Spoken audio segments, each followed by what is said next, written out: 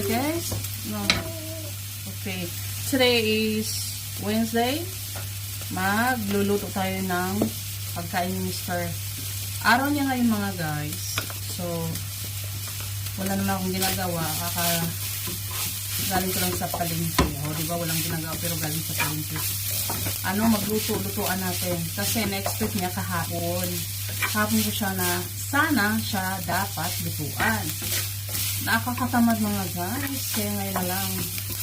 Hindi naman magluto ng marami. Yung kasali na ba dinner.